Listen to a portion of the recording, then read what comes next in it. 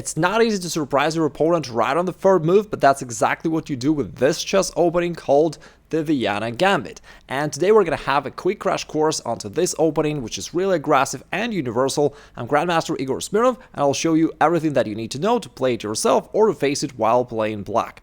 And the very first thing that I love about the Vienna Gambit is that in this position, the most commonly played move by black, pawn takes f4, is already quite a major mistake.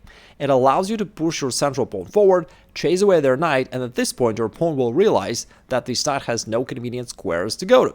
It can't go to the central squares because your knight took them away. Similarly, it can't go into this direction because your queen controls those squares. Of course, they might retreat the knight back to g8, but in this case, you may as well suggest them to try it again next time. So that is, of course, a very sad alternative. We'll talk about this in a second, but for now, let's talk about this move queen to e7, where they're trying to play this trick, pin your pawn and attack it, and they're trying to avoid this undesirable retreat back to its original square.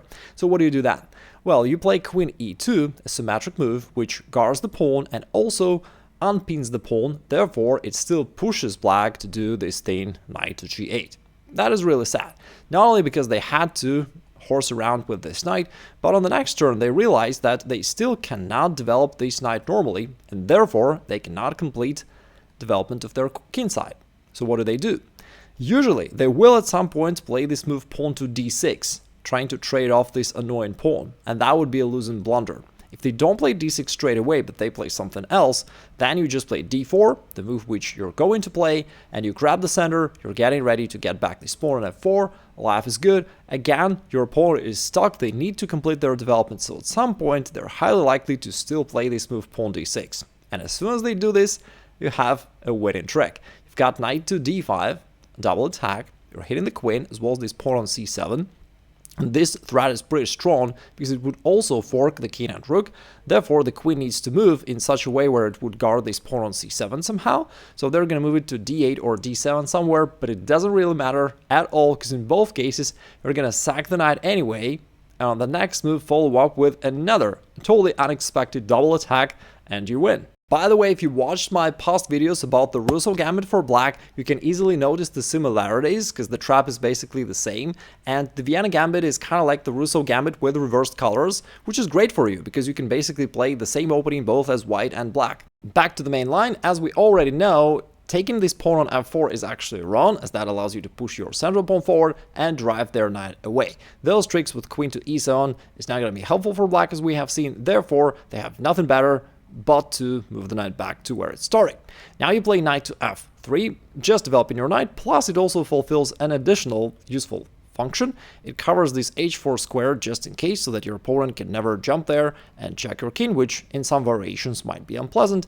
So here goes something like pawn d6, offering the trade of pawns. Of course, we're not going to trade ourselves, this would only help them to develop their bishop, therefore you continue with your plan. d4, you grab the center, you're getting ready to get back this pawn on f4 and to develop your bishop simultaneously. If you can do this, basically it means that your opening worked out and you dominate in the center, you have greater space, greater development, everything is just superior. So your opponent will probably take here on e5, it's probably the best thing they can do, and now there's a slight challenge for you. Now, taking on e5 is not really good because it allows them to trade off queens. And it's not the end of the world, but it's not what you want, because you want to attack, to checkmate them, and to be the next Mikhail Tal. So what do you do here? I recommend that you go bishop c4. Just go for the quick development and for that crushing attack. Now, a little caveat. If you are above like 1800, I'd say, Stockfish recommends bishop b5 intermediate check first, go into that direction, but for those who are below 1800, let's keep it simple, just go bishop c4 straight away, that is just the easiest approach. So your idea is to just prioritize quick development and to attack him. So you don't worry about little pawns, you want to go ahead and crush him.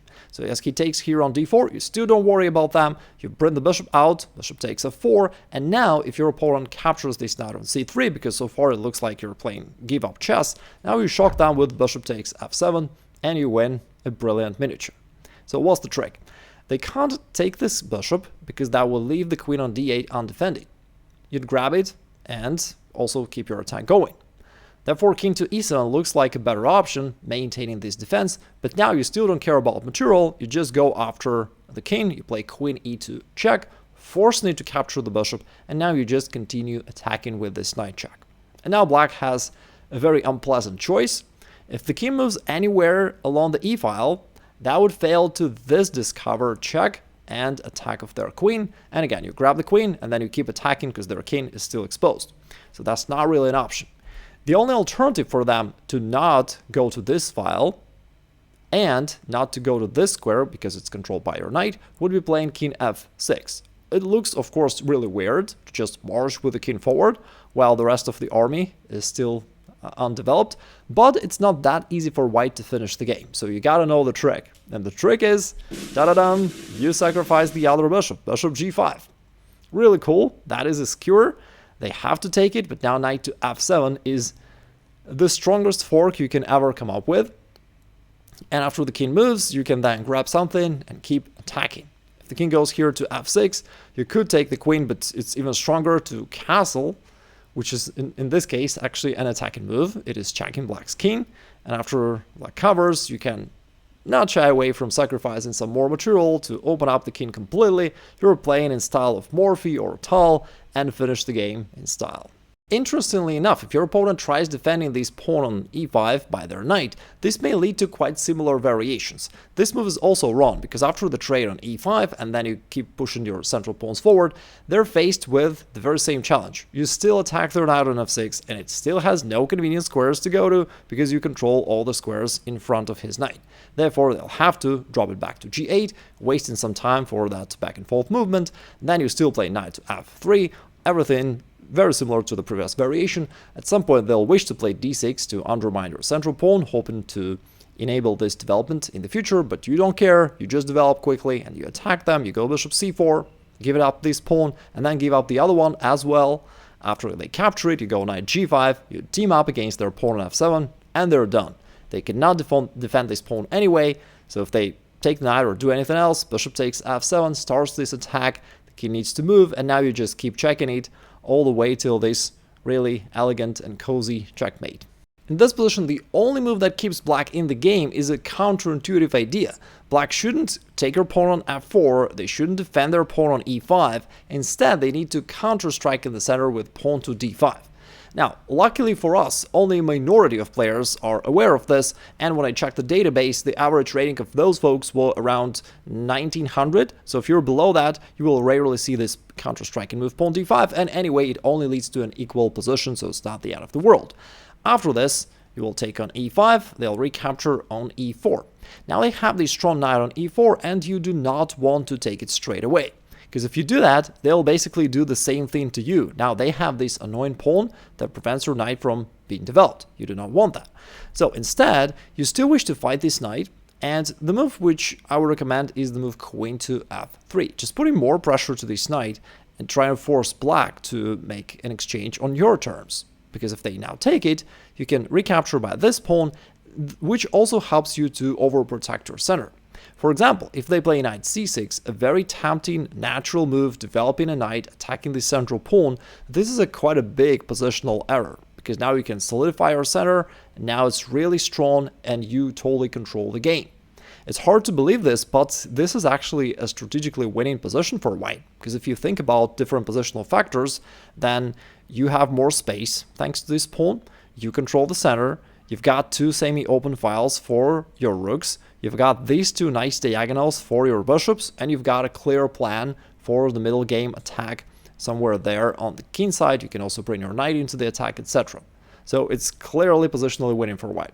By the way, if you wish to dive deeper into positional chess, I've got a free masterclass where I explain all these things in greater details. You can check it out by clicking the link below the video, if you will. And the only thing that I wish to add here is if they try to play pawn f6 to undermine your center, do not take it. That would be really bad. That would only help them to activate their pieces. So instead, just play queen h5 and go for the kill. Now, there's no way for them to save their king. If they go g6, for example, you can just go ahead and sack the bishop, open up the king completely, and on the next turn, you have way too many threats for them to handle. Really, like, so much. For example, if they try rook g8 to push away your queen, that only leads to an instant checkmate. So what is the correct way for black? If your opponent is well prepared and checked it up front with stockfish, they're likely to play knight to c6, the main line played by GMs, where they don't take on c3 themselves, but they bet on this counterattack in the middle of the board. And then you need to stop this threat by playing bishop to b5, pinning this knight. Now this knight takes e4 threat is real, therefore they're probably gonna trade on c3 anyways, and at this point black still needs to be careful, because you're still putting up some pressure. It's nothing too serious, but nevertheless this knight is pinned, this queen is quite active, putting pressure down these diagonals, and if your opponent just plays some trivial moves, you know, such as this thing, you may play bishop f4, castle queenside, put the rook to this open file, semi-open file I should say, and start attacking them, and it also becomes quite annoying for black. That is why at this point it's important for them to know this forcing maneuver which equalizes the game. It's queen h4 check, which doesn't seem to make sense at first because you can easily cover, but then they swing the queen to e4, trade off queens, and neutralize your attack that way. So objectively speaking, at this point you gotta trade queens and go for this equal endgame. And that would be okay, because normally chess is an equal game if both sides play correct moves. But if you want to spice it up, there is also one more opportunity for you to try it out to play in the gambit style. You can play bishop e3 and gambit this pawn on c2. And if black accepts this pawn, that you play knight e2, you still prioritize quick development, and although at this point it looks like you messed up, because after queen takes b2, not only you're down 2 pawns, but he keeps attacking you, but then you've got a really great move, castling kingside. Now, usually it's a standard move, but in this particular case, it creates this devastating attack along the f-file, and it sacrifices the bishop on b5. That's why I'm saying that it's a great move. And at this point, black is already gone. There is no way for them to defend. You're having this pressure along the f-file, plus this bishop is putting pressure. If they somehow guard this pawn on f7, you're going to play knight d4 and add more attack, and there is no way for them to solidify everything. If, let's say, they just decide to grab even more material, then you take this pawn, king goes, and now it's still a little bit tricky. You'd wish to play bishop g5, but they can just cover. So the better way is to play knight d4 first. This is a double attack, which distracts the final defender of the black king, this knight from c6. And once it traded off, you're not going to recapture, you're going to play bishop g5 check and mate. As we have just seen, main lines used by pros are very complicated, and therefore a lot of amateur players prefer to simply play pawn d6 just to guard their central pawn and avoid all this complex theory. However, it is a timid move that does not challenge you at all and just allows you to double down on your attack, and basically it means that your gambit worked out. Now you attack this pawn on e5 for the second time in a row. At this point, actually, it's better for them to take here on f4 because there is no central push e5, driving away the knight, which used to be a problem, but nevertheless, you can have the other standard solution. Just push this central pawn forward, grab the center, and get back this pawn on the next turn. With a far superior position, you grab the center, you have better development, better space, etc. If they try to hold on to this extra pawn, that leads to a famous Knightmare variation. You start off with this knight to d5 move, attacking the pawn for the second time. The only way for them to guard it would be to move pawn to g5, which at first looks quite good for black, but don't forget, that's a Knightmare variation. So we sack the knight right here, he's clueless, he captures it, and there's no way back anyways, and now you sack the queen, and all of a sudden on the next turn, this is this highly unusual fork, which forces the king to move, and then you get your queen back, plus you're gonna win his pawn on the next turn, and their position is destroyed. Alright, so far we've been talking about black playing knight to f6, but how about the other knight? Of course, they could play knight to c6 just symmetrically, and in this case, I'd say that you're at the crossroad. I have other videos where I explain how to play the bishop's opening, so if you want to take it nice and slow, you can go bishop c4 and then pawn d3 and then pawn f4 and just build up your attack gradually. It's a really great way for white. I'll drop a link below the video in the description if you wish to check it out, or if you want to be like the most aggressive, then you can go for the Vienna Gambit once again with pawn to f4.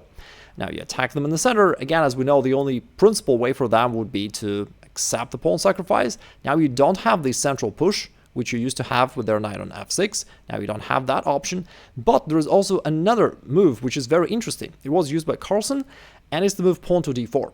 Now at first, it may seem like just a standard move. You grab the center, you want to get back your sacrificed pawn on f4 with a good game. It's all good and it's a standard move, but there is a caveat. At first it looks like white blundered the move queen h4 check. But of course, when Carlsen plays it, you know it's not a blunder. So he played king e2, and he was playing it against Naroditsky. So what's the point of keeping the king on e2? Is it the Bongcloud Not really. He wants to play knight f3, kick away this queen, and after this the king can slide back to f2, and white actually has a great position. Therefore black needs to rush. So black played d6, preparing for the bishop attack, and white still played knight f3, hitting the queen. Black is now willing to back down. He goes bishop g4, pinning the knight, but now white can snatch this pawn on f4. And ironically, even though the king looks awkward on e2, but overall white's position is actually pretty solid. He wants to just play g3, kick off this queen, play bishop g2, and then bring the king back to f2 with an absolutely normal standard position. In fact, he'd be completely dominant. Again, there is one thing that white needs to take into account. Like, could take on f3, which he did, which also opens up this discovered attack of the bishop. And if white doesn't want to drop the bishop on f4, they have to play this bold move, king takes f3. Looks weird at first. It's like Bongcloud Gambit improved, and white was supposed to have a knight there, not a king. But again, it's not easy for black to attack it. So black played knight f6, and now g3, part of white's plan, hitting the queen. And after this check, it turned out that this was the beginning and the end of black's attack. The king successfully rerouted back to g2. Basically, white castled, even though artificially. Now, these queens are opposite to each other, and after the trade of queens, it turned out that white successfully fooled black. Now he's got all the standard advantages of the Vienna Gambit when it worked out perfectly well. White's got the strong center, 2 bishops, more space, and white is attacking. White castled, white played bishop c4, hitting this pawn on f7. Also e5 is coming, and black realized that he's going down. He tried this counter trick with a temporary sacrifice and fork, but white countered this fork by his counter fork. He played knight g5, and although black could get the bishop back, knight takes f7 delivered a counter fork, and black resigned. But luckily for us, most of your opponents will even miss the opportunity. And in this position, after pawn takes and pawn d4, when you grab the center and are getting ready to get the pawn back, most of your opponents will not even notice that there is this queen h4 check opportunity, because the most played move is bishop b4. Black just tries to complete their development, but it doesn't do much. Now after bishop takes f4, you're totally solid. And moreover, they usually continue with one more mistake. Bishop takes c3. Bishop in general is a little bit stronger than a knight, so there should be no such trade for no reason, so it's good for you. And after this, the only little note that I would like to suggest, basically it's very easy to play it with white. You control the center, you control everything, you have more space, you control all the lines and diagonals. The only little note is, in this position, it is better to develop this knight not to f3 but to e2, just to keep the e file, the f file open for your rook, because you're going to castle there. So let's say both sides castle, and now your rook is actually doing a good job along this file and is supporting your attack, and that's why we do not want the knight to stand there and block the rook. And now it's very easy for black to lose the game, because if they play any trivial move such as this one, then bishop g5 basically wins the game on the spot. So you pin the knight, you're going to capture it, your rook is doing a great job adding pressure, so after any move of black, you're going to capture it. Because of your rook, they cannot recapture with a queen, that will lose it, so they'll have to open up their king and create a bunch of weaknesses. Now you can just attack them. Let's say queen d2 hits the pawn, and now you're winning the game easily in whatever way you wish. You can bring the knight somewhere forward, kick this bishop out, you can stack rooks along the f-file, you can attack anyhow you want, it's easily winning. Moreover, if they wish to defend this pawn by the king, they'll miss this sniper shot and you win. If you wish to level up your chess overall, check out this free masterclass over there. And if you wish to check out my video about the bishop's opening, because the bishop's opening and the Vienna Gambit complement each other really well, check out this video right here.